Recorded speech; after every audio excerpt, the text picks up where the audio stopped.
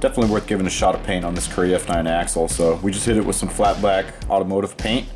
Looks a lot better.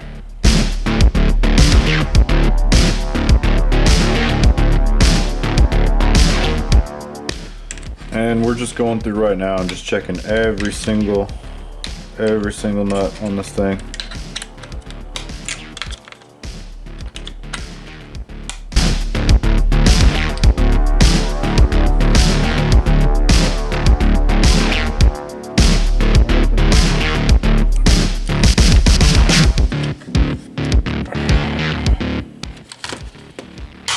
There we go.